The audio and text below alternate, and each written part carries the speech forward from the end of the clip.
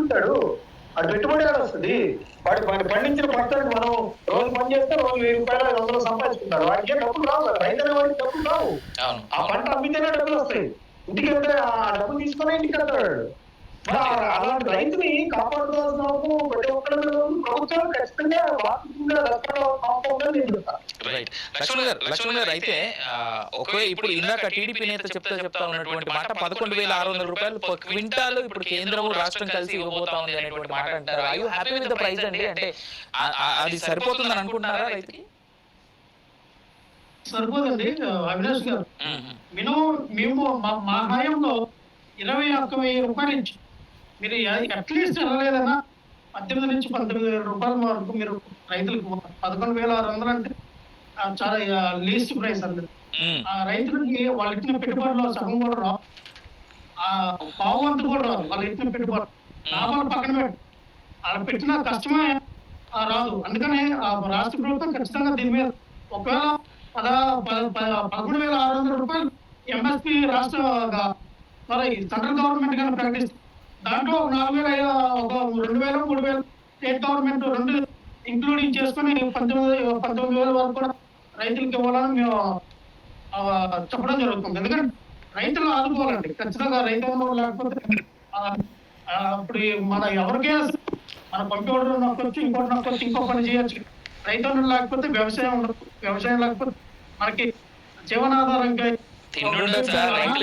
రైతు లేకపోతే మనిషికి తిండుండదు సార్, ఉండదు.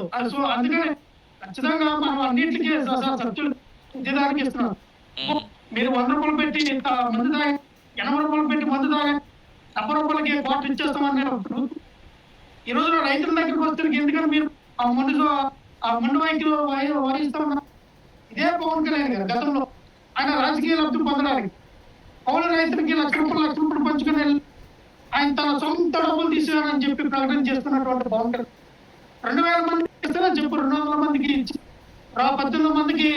1900 మందికి ఎగ్గొట్టి ఈ రోజున మిర్చి రైతులు ఆదుకున్నాయా, పత్తి పండించిన రైతులు ఆదుకున్నాయా, పెసలు మినుములు పండించిన రైతులు ఆదుకున్నాయా, టమాటాలు పండించిన రైతులు ఆదుకున్నాయాడు.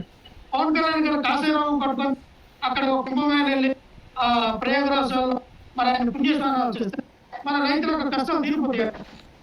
మనం పుణ్యస్నానాలు చేస్తే రైతుల కష్టం తీరిపోతుంది. సో మనం చేయవలసిన మనం చంద్రబాబు నాయుడు కూడా అంత విలువ లేదు. పవన్ కళ్యాణ్ గారి దగ్గరికి వస్తే నరేంద్ర మోడీ గారు 2 చేతులు పట్టుకోవాలి. ఏంటి హిమాలయకి వెళ్తున్నాం అంటే కదా, ఎప్పుడు వెళ్తున్నాం హిమాలయకి అని అడిగాడు. మీరేమో నాకు ఇంకా పని ఉంది సార్, ప్రజల్లో ఇంకా తినాలి, ప్రజలకి అబద్ధాలు చెప్పాలి, ప్రజలు మభ్య పెట్టాలి సార్.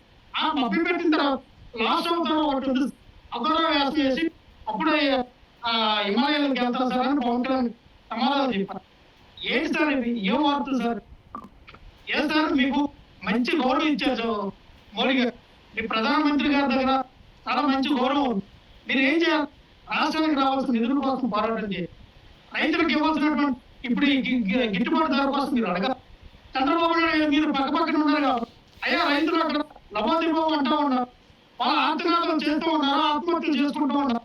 వాళ్ళని రక్షించాలని ఏముంది అంటే వాళ్ళకి ఎంత కొంత మీరు ప్రకటించండి. అవసరమైతే మా రాష్ట్రం బడ్జెట్ నుంచి కొంత తెస్తాం, మీరు కూడా కొంత సాయం చేయండి అడిగితే ఎవరైనా ఇస్తారు. మనమే ఫోటోలు దిగడానికి మన మీద వీడియోలు తీసుకుని వైరల్ చేసుకోవడానికి ఇన్స్టాగ్రామ్ లో, ఫేస్బుక్, ట్విట్టర్ లో పెట్టుకోవడం వల్ల ఉపయోగం ఉండదు. ప్రజా సమస్యలు తీర్చడం.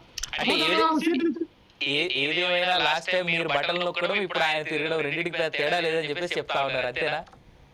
ఇక్కడ మూల కూర్చున్నటువంటి ముసలి కూడా బట్టలు నొక్కేస్తుందని చాలా ఈజీగా మాట్లాడేటువంటి ఈ 75 సంవత్సరాల ముసలు మరి ఈ రోజు ఎందుకు బట్టలు నొక్కలేకపోతూ ఉన్నారు చంద్రబాబు నాయుడు? సీఎం హోదాలో మీరు ఉన్నారు కదా, ప్రతిపక్షంలో ఉన్నప్పుడు గత సీఎం గారిని మీరు హేళన చేసి మాట్లాడినప్పుడు, మీరు ఇప్పుడు సీఎంగా ఉన్నప్పుడు మిమ్మల్ని హేళన చేస్తూ ఉన్నారు.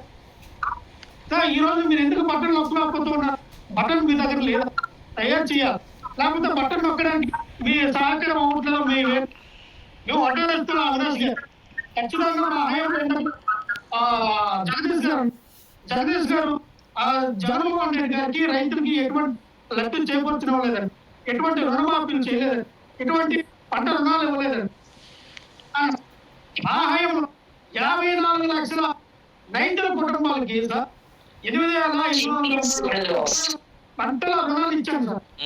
అలాగే 65,000 కోట్లు పెట్టి ఈ రాష్ట్రంలో పండించినటువంటి వరి ధాన్యాలు కొన్నాం సార్. అలాగే చూస్తే 2019 నుంచి 2020లో మరి 90,000 కోట్ల 74 లక్షల రూపాయలు పంట రుణాలు ఇచ్చాం. అలాగే 2020 నుంచి 2021 వచ్చేది 30 కోట్ల 72 లక్షల మరి పంట రుణాలు ఇచ్చాం. మరి 22-23 వచ్చేది 439 కోట్లు పంట రుణాలకి మరి ఇచ్చాం. అంటే ఇవన్నీ కనబడట్లేదండి ప్రజలకు ఇచ్చి.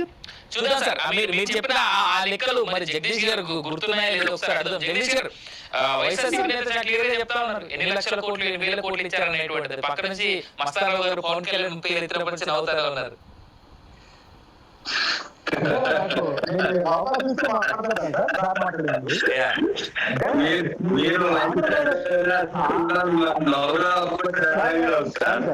నాకు ఎందుకు చెప్తాను, మీరు ప్రస్తావించారు కాబట్టి ఈ ఆంధ్రప్రదేశ్ లో ఉన్న ప్రాంతీయ పార్టీ నేతలకి హిమాలయాలని మొక్కు పెరిగింది. 5-6 నెలల క్రితం జగన్మోహన్ రెడ్డి గారు పంటలు రాగానే నేను హిమాలయాన్ని తిరిగిపోతున్నాను అనేది ఆయన చెప్పారు.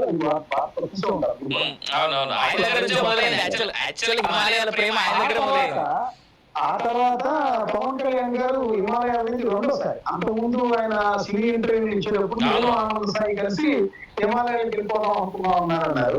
ఈ రోజు ఏంటంటే ఆయన వెళ్తారని కాదు, మోడీ గారు అడిగారు. ఆయన వేషధారణ చూసి ఆయన కుంభమేళా నుంచి అదే విధమైన డ్రెస్ తో అపీరెన్స్ తో వచ్చేసరికి హిమాలయాలకు వెళ్తామని అడిగారు. ఆ విధమైన అంటే హిమాలయాలు అనేది మన ముఖ్యంగా ఆంధ్రప్రదేశ్ రాష్ట్ర జనసేన వైసీపీ అధినేతలకు వచ్చేసరికి నాకు అదే సార్ నేను అనేది ఇట్లా ప్రాంతీయ పార్టీ అధినేతలకు హిమాలయాల్లో గెలిచిన వాళ్ళకి ఓడిన వాళ్ళకి